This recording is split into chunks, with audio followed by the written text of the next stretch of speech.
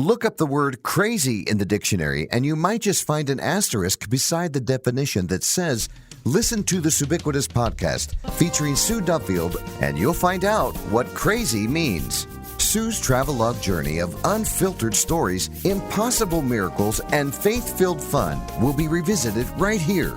So buckle up, and let's get going with this humorous travelogue of an unfiltered saint, Subiquitous. And the podcast that never, ever, ever disappoints is what I'm hearing, Jeffrey, across the nation, around the world, and in the closet that I broadcast from. It is the podcast that never ends. Yeah, and the shoes that are lined up on my shelf right now are screaming at me, why do you have me? Why are they not at a Goodwill store? I don't know why I hold on to these. Are you doing your minimalistic thing again? Well, it could be. It could be. But thank you again to those. And I don't like to call the group that listens to us each week, I don't want to call them an audience, because an audience seems very cold and indifferent and industrial. Do you call them your friends? No, even better. Okay. My family. Well, there you go. See? Very good. And the family never disappoints, because they have been such a great inspiration, and they've also helped us through some really strange times when we were literally counting our pennies, if you recall. Oh, yeah. Just a few weeks ago, in fact. But Jeffrey, welcome to the music business. I know. This is Jeff Duffield, by the way, and we have some new people that are listening today, so I want to make sure that they understand this little dynamic that goes on here. And just in case they're I. wondering why we have both have the same last name, it's because we're married. Well, we could be brother and sister. Oh, but no. that would not. I don't see you doing a podcast with your real brother. I think if I had grown up with you in the same house, you'd have been dead by now, probably. But that's okay. Yeah, that's a two-way street. Just keep that in mind. I know, but we have such a healthy marriage. Do we? Yes, we do. Yes, we do. Oh, listen. And that sounds like a segue. Well, no, it sounds like we need help. Oh. But the proof is in the pudding. We've been married. What will it be? 40. It will be 47. Why? Usually it's the man that has trouble remembering these things. Listen, I'm not the bean counter here. I could not, for some reason, couldn't remember if it was 46 or 47. We are cruising directly towards 47. December 21st, 1974. Jeffrey of Duffield, congratulations. Mm-hmm. And this awesome duo that you're listening to right now has made mucho grande. We have? Yes, we have. We've made many mistakes over the years. Oh, sure. But we're still learning. Oh, definitely. And the good thing is what I'm finding out, this is a great thing, Jeff, that you surround yourselves with people who have knowledge and power and want to help you. And one of the things also I think we've learned is we've learned to extend grace to each other. Grace. And you had to do that last night and this morning. You know, I didn't say anything. I was quiet. If you noticed, I know that's what scares me. I knew you were having a bad night. I knew that's what scares me, because eventually it comes out. But up until this point, I've not had the fiery darts of the enemy thrown at me. But imagine what we could learn It was a character building day. Yesterday. Building is right. Yes. And that's okay. We won't go into any details or specifics, but we just... Everybody gets it. Yeah. Everybody gets it. Oh, I know. We all have them, and yesterday was one of mine, but you were graceful. That's okay. And I appreciate that, because affirmation is a key, and we're going to learn about that in a few minutes. Okay. Because we have a very special episode today, number 70, in fact. And who's our special guest, Our guest Ollie? is CEO of Marriage Dynamics Institute in Franklin, Tennessee. And let me say, Deb Timson has become a fast friend to both of us. Yes. And we are just so excited. And her excited. husband, Bill. And Bill is such a great guy. Wonderful quality people. Exactly. And, you know, we're going to just go right. In fact, I was on location at their home, and we're going to go right directly to her kitchen. It's just Deb and I today. Maybe on a future podcast episode, we may have Bill join us, and maybe that would be kind of fun. That would be, because he has a unique background and calling. Yes, he does. Yeah. And so is this going to be closet to kitchen, not couch to kitchen? No. We're not going to divulge any. All right. No, we're not going to. Well, you just said you're going to her kitchen. Oh, to her kitchen. Yeah. That's what you said. Well, that's true. From my closet to her kitchen. Hello. Oh, look at you. See, I missed it. I'm really dense today. It must be the allergy season. It's not only you. Neither one of us slept well last night. We for several different reasons. It was an up and down evening, as they say. Right, but I want to say also they can get on while they're listening, and while they're listening to the podcast, whether on their phone or if they're at their computer later on, get on marriagedynamics.com. Right. And get the information, because even if you're listening, you're single, or maybe you're widowed, you're not married anymore, or whatever, you may know someone in your family that is in desperate need. Not just to rescue the marriages that are falling apart. That's not what we're talking about. And you'll find out in this interview today. We're talking about how to make marriage better. And so let's just go right to Deb Timson and Sue Duffield live on location, immediately talking about her husband, Bill. Bill and I, we've been married for 34 years. I married my best friend, and he is an amazing, amazing man. We've known each other since we were in high school. He went home the first night he met me and said he was going to marry this woman. Wow. We all thought he was crazy. But he was very persistent, and so when Bill says he's doing something, you better take it to the bank, because he does exactly what he says he's going to do. And he's an ex-Marine, so I would listen. Yeah. Oh, there are no ex-Marines. Oh, there are no ex? No. Oh, I just said something wrong. That's right. Once a Marine, always a Marine. Okay. So yes, and I have military background in my family and police. It's been a ride for 34 years. He's an amazing man. Wow. But we, like any other couple, have had many challenges, and especially in those particular backgrounds, you see the struggle. There's a lot of excess stress that you see in first responders or military families. So with that, we have gone through the ups and the downs and the challenges of marriage. We've seen how most people give up pretty quickly, pretty easily. Yeah. And there's a lot of pain, and we're not going to doubt that at all in marriage. Right. You are living together with someone, and but we've seen even this last year with people being cooped up together in their homes. They were like, oh, this is the person I married?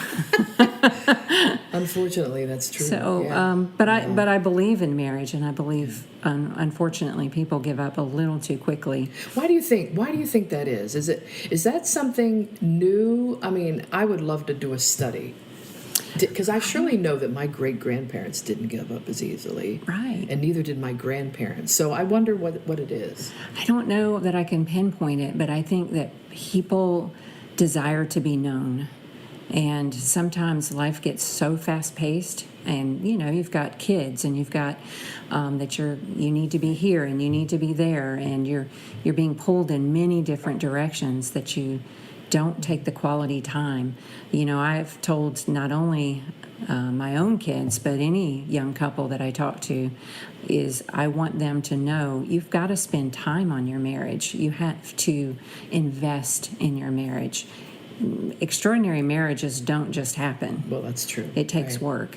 And when you ignore it, and the longer you ignore it, the worse it can become. You can start separating from each other. And it's learning how to kind of come back together. So my passion comes from being married for 34 years right now, and I want to have, I will say, when we got married, my pastor told me at the time of us getting married, we had a 75-year guarantee. So I'm holding to that 75-year guarantee.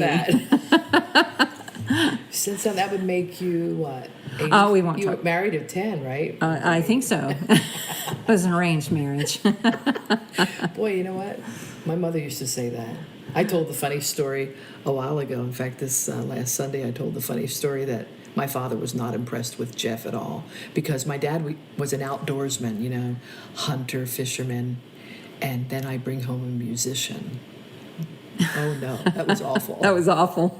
So what did your parents immediately think of Bill? I mean, was there a good feeling? Well, I mean, we were friends for a long time before I would even consider going out with him. So, as a matter of fact, it was probably after he got stationed in the military that I was like, hey, it's back when you wrote letters because we didn't have cell phones. Have any other way. So I wrote him a letter when he was stationed in Okinawa.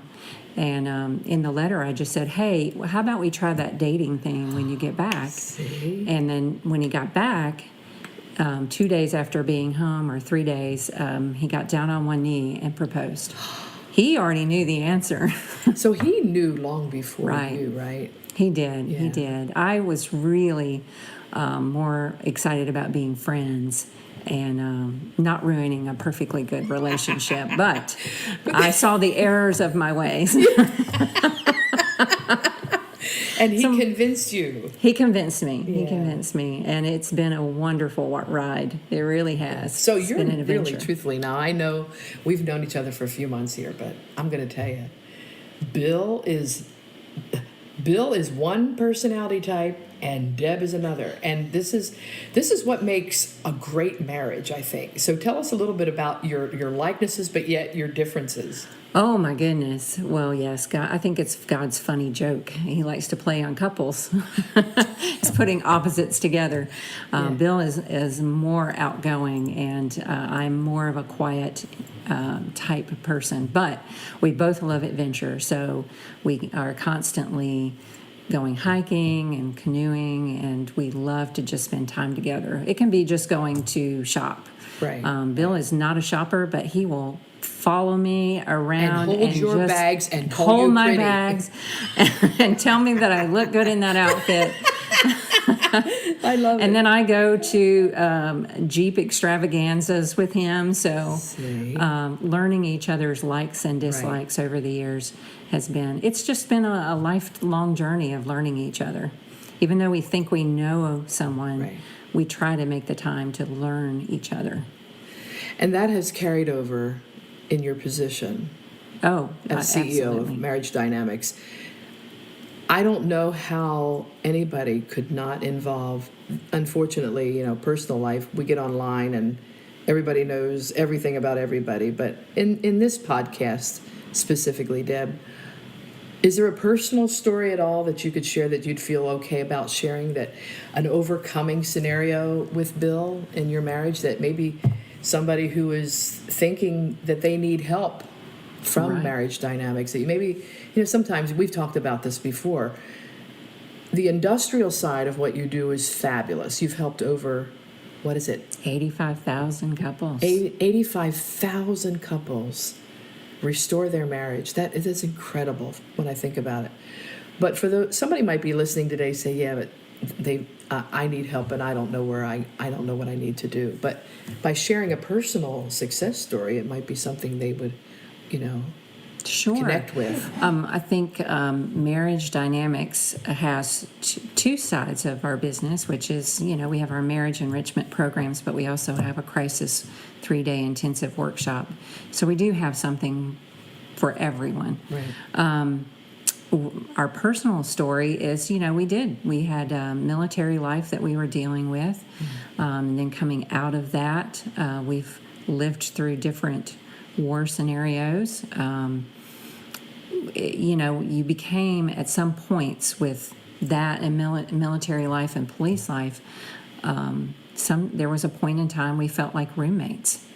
That we were just kind of passing ships in the night. Just getting through one day. Getting through the next day, making sure kids were at hockey practice or cheerleading practice or, and working different shifts. That was always a challenge for us. He tended to be more on the midnight shift, whereas the kids and I were on the day shift. So there became this time where it was very difficult to just go through the day-to-day, hey, let's make time for each other. And we found ourselves in a place of, we need to do something about this. Yeah. And as the kids got older and were leaving home, I went to Marriage Dynamics because I really believed in what they did.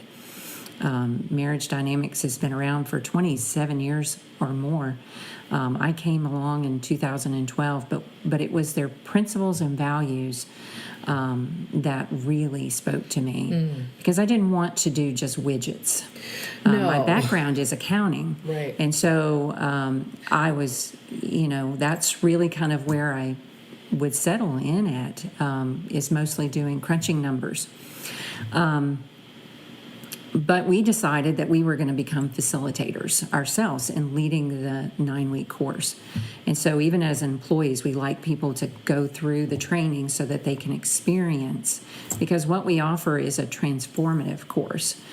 And I'm telling you, we held classes here in our home, and we have for some time now, these transformative courses, and we watched people absolutely change their behavior in their marriage. It's awesome. And it also helped us as facilitators. Right. Even though we felt like we had an okay marriage, I didn't want to settle for just okay. I've watched many people have okay. We kind of stepped through the hard times, kind of bringing each other back together, but to get into a place of wanting an extraordinary marriage. Right. I wanted to enjoy those times.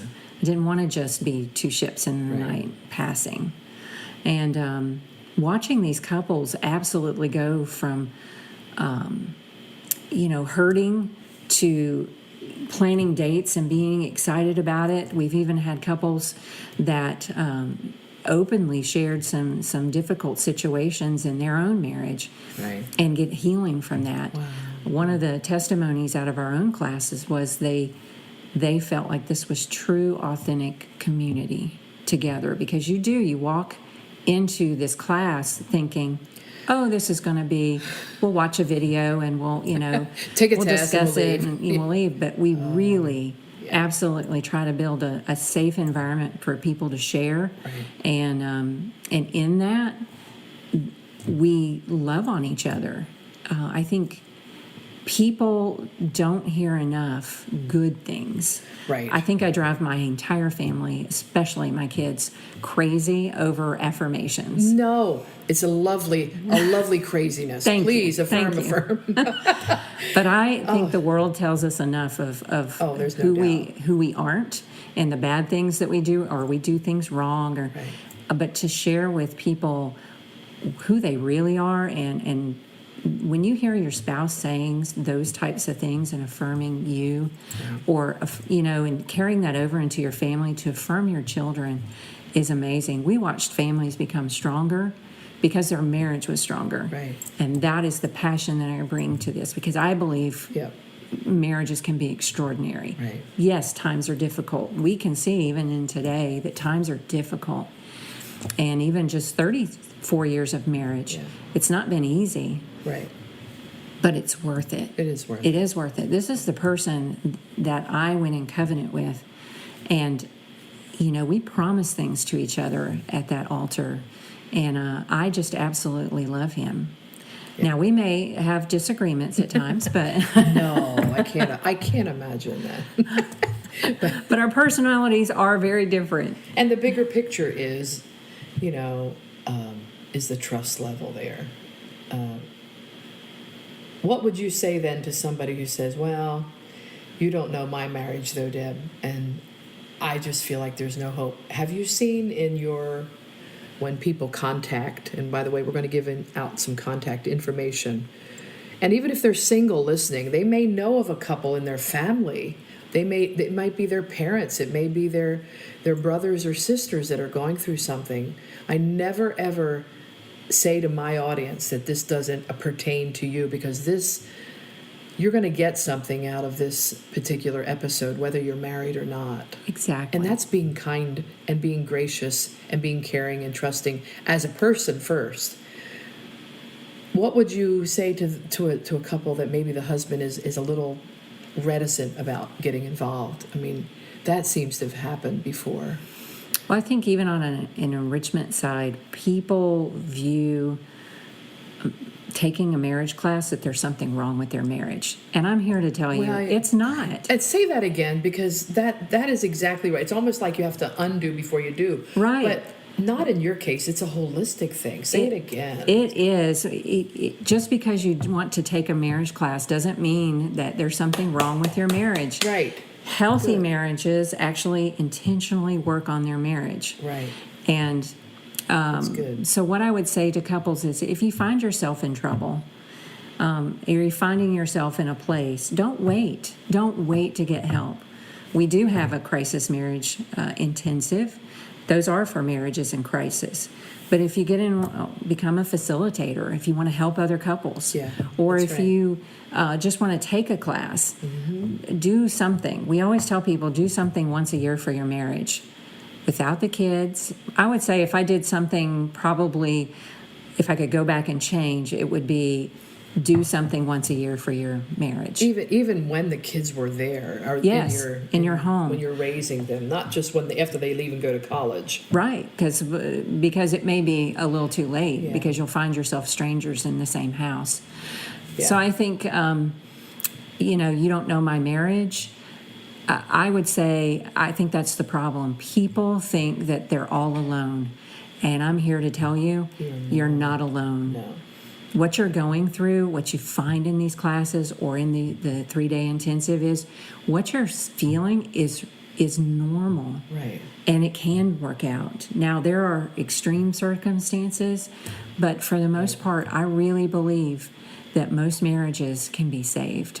Most marriages can thrive. Right. And I didn't want to live with just a normal, okay marriage. I wanted an extraordinary marriage. Well, there sure are. They're out there. Anybody can just, work all day and not pay attention to their spouse and provide for their family. We've gone back. Jeff and I have talked about this over and over again. Jeff's father, who was a loving person. My dad was a lot more extravagant in his love. But Jeff's father's concept of loving his family was providing and provision. And the same thing, he dealt with his wife that way. I watched it.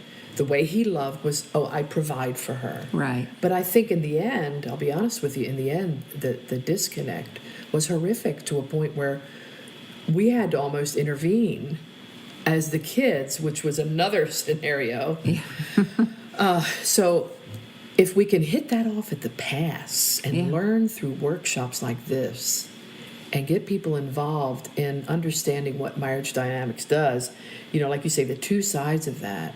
Oh, sure. Before they even get to the problem, before it evolves into something that you don't want it to be. It's like that would be the hope. Yeah, that taking vitamins or having that smoothie in the morning. Or taking your car to a mechanic. Yeah, to get that squeak looked at. I wish I had known a lot of things in my earlier years that I know now. I think we would have done a few things differently. But what I want is to leave a legacy. Right. To not just my kids and grandkids, but I do want to leave it to those who see us. We are the example. Mm-hmm. And I want them to look at our marriage and say, I want that. Right. I want that. Right. And now that both my children are married, and I'm a new grandma. Yeah, that was on the list right here. I'm so excited. I'm beyond she is over beautiful the moon. Too, that baby girl. Thank you. But I absolutely adore my kids, their spouses. I have the best in-loves that I call them, best daughter-in-love and son-in-love that I could ever ask for. We prayed for them. Yeah. But I want them to know that they can have a marriage that lasts forever and it can be extraordinary. Right. And so that's the legacy we want to leave for others as well. And you can never, Deb, ever tell your kids or loved ones that you love them too much. I don't care what kind of stuff they throw your way. Listen, my kids are the same way. Oh, Mom, really? Come on. Or I eye roll. or I hug them like 20 times before we leave, especially with my son who lives in Pennsylvania. So we don't see him as often, right? So I hug him and okay, that's enough. Okay. But then I know as I watch in his eyes and I watch, if there ever came a day where I didn't do that, it would be almost shocking to them. Exactly. Because that's Mom. That is Mom. They know I'm the crazy one. And that's okay. So you've taken not only, your abilities and your giftings to an organization that is striving to not just survive, but thrive in this culture right now. Yes. And so you have, I think you're the first woman CEO, didn't you say, of Marriage Dynamics? Or was there Thinking somebody? back, there might have been one other for a short Okay. period of time, but yes. Okay. Yes. And I'm sure that's, and I know we didn't really talk about this, but that could bring on a little bit of and maybe some hurdles that you had to kind of jump over with that in a good way. I mean, Sure. Whenever the society that we're dished sometimes says that a man has to be a CEO of a certain organization, and then you have a woman come in, and it's a whole new ball game. But how have you been able to handle that? Oh, well, it's been different at times, but for the most part, everyone has been. We try to treat everyone equal. Yeah. We're That's partners in marriage. Right. I know that there are different scripture verses that talk about this, and everyone can have their own opinion. I do believe that a woman can run an organization. Very I think well I said. have the heart for it, and I believe that our churches and the couples that we serve really see that, because really we are about the marriage itself and what that looks like. And so the challenges of being a female CEO as for me haven't been as great maybe for as others. Well, and I think I know partly that answer to that, only that I've known you for just a few short months, but I think it has everything to do with who you are as a person. We're into this whole genderless, don't, stay the political whatever, stay of everything, and we can say, okay. But what I watch, and I continue to watch, and in my own life and in my own ministry as well, what I continue to watch is that if you have a calling on your life, it doesn't matter if you're male or female, and God can use you in that capacity, regardless of what society tells you. And so it's beyond the color of skin. It's beyond the whole gamut of that whole race card, and then who's powerful and who's not, who's male, who's female. But God, thank you. Thank you for being Deb Timson. Thank you for being you, and then being able to translate that over into an organization that wants so desperately to help marriages worldwide. That's the cool thing. Tell us about Zoom, though. What happened in 2020? We don't have to go into that, but my goodness, Zoom was something that helped. Oh, well, I think the whole world knows what happened in 2020. So when that happened, we were able to transition over. We have an amazing base of people, facilitators that really believe. It's not just me. That's the beautiful thing. We have thousands of facilitators across the country leading these classes. And in 2020, they really rallied around us, and we were able to transition over into a Zoom platform to do virtual. Because of lockdowns and whatnot, we were forced into that, or we weren't going to be in existence. So what we found was how amazing people really opened up even on a Zoom platform. It still felt like community, and in a time where people couldn't connect physically, they had the ability to still see each other and be together. So what we have discovered is, we all love in person. There's no doubt. To hug somebody's neck and to touch, we're humans. That's the way we were designed. But to have the ability when either money is an issue of traveling to an intensive, or you just can't find someone to watch your kids, and you still need that crisis weekend. We have those types of things available, and I don't think that will ever go away. We will still always have that as the ability. Well, I'm just so blessed.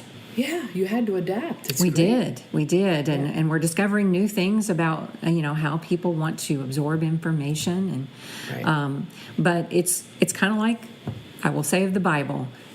These things don't change, and there are some fundamentals about marriage that just don't change. No, it doesn't. You can put a new twist of how you connect with each other, or a new activity to go out and do together, whether it's hiking or whatnot.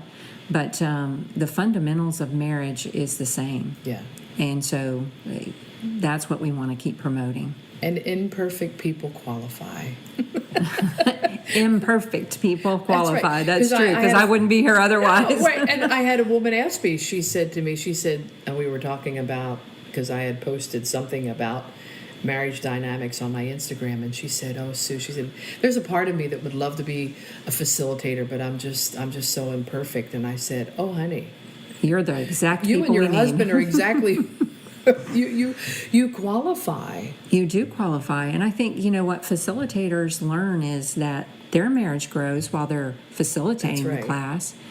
But even you're providing an opportunity for other couples to grow. We've had stories where, in the church, they have their church face and they don't want Right. people to know they're having issues. I know. But we've had couples tear up divorce papers, not only in our 3-day intensive weekends, but also What a acknowledge. great ceremony in front of everybody.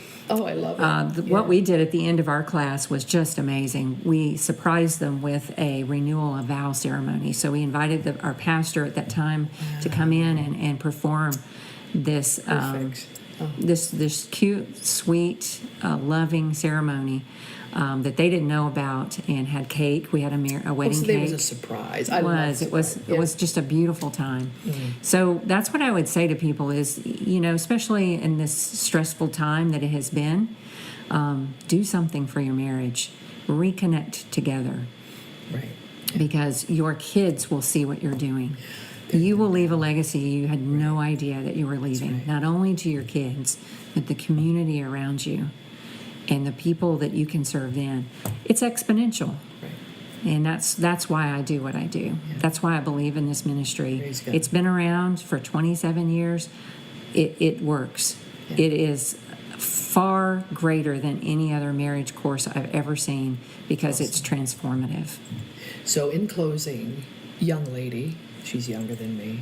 Everybody's younger than me that I interview on this. Just give us the who, what, where, when, why. So if there are somebody listening right now, like a pastor, saying, "Wow, I would love to do let's say a workshop at my church," or "I'm interested in becoming a facilitator." You have pastors that are facilitators too. We do have pastors that are wives, facilitators. Right? Or you have someone that's maybe listening that's in crisis, that wants to know possible, and I know they can get on the website, but give us website details, and also how they can become a facilitator, or the two sides of MDI, however you want to say. So well, always can go to our websites. We have two. Our marriage enrichment is marriagedynamics.com, and then for our crisis workshops, you can go to savemymarriage.com. Right. Or you can give us a call at 1-800-650-9995, and someone will always take your call, and we can direct you to the right people.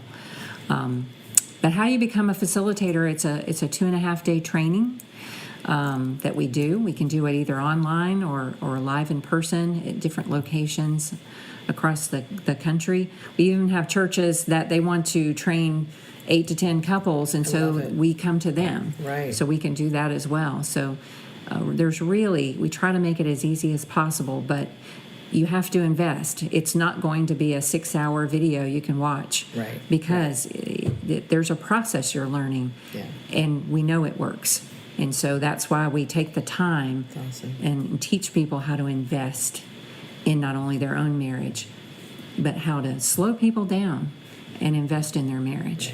Right. I think that's the key, is because we become such a microwave society. We are, and that's the unfortunate side of it is exactly that. But thank you, Deb. You're amazing. And again, that number is 1-800-650-9995. Correct. And they have 24-hour access. Like I say, I've seen it. I see it time and time again. Even married couples that are in ministry, who think they've got everything together, could surely use some wonderful training and wonderful just to get better. Yes. And even pastors and their spouse, the demand on their family, and on their marriage, and things change. Yeah. So, even pastors. That's right. Well, speaking of change, what are you making for lunch? We're having watermelon. I brought some watermelon. I brought watermelon from Kroger anyway. But thank you, Deb. I love you, and Bill. And thank you. We'll have you on again, and in the future, for those of my wonderful, I don't call them an audience. I call them my family. My family who listens to this, and we've had over 10,000 downloads since the beginning with the Ubiquitous podcast. So my family who is listening, pay really good attention to Marriage Dynamics Institute, because something fun is going to be coming in the next several months. We're going to be launching their very own podcast, and we'll talk about that as we go along. Very excited about that. I'm excited. We're going to share. Share. So thank you, Deb. And in the meantime, again, I'll tell you, I just, more than anything, I'm just so aware of how we desperately need this in our society. We desperately need this in our homes. And families need to know how to connect with each other. Husband and wife needs that desperately. Oh. And it can be extraordinary. It can be. It can be extraordinary. Yay! And it is extraordinary. All right, thank you. Thank you. And there it is. The perfected marriage. First of all, there's no such thing. But let me say to you, if you know of someone or you yourselves are going through difficulty in your married life, by all means, contact marriagedynamics.com. Or you can call them right now at 800-650-9995. And every single week, the Ubiquitous podcast, we try so hard to make you laugh and have a good time. But also, as we continue with the episodes in the future, we're going to bring in a whole lot more wonderful and gifted and talented and Holy Ghost inspired CEOs and people and leaders of businesses that do dynamic things for the kingdom. I love it, and I hope that this is something that you enjoy also as well.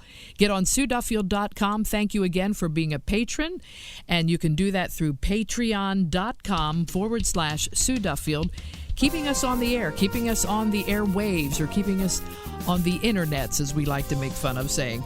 By all means, we enjoy the fact that we know that we are family, and that is true. The Ubiquitous podcast today, brought to you by Marriage Dynamics right here in Franklin, Tennessee. We'll see you next week.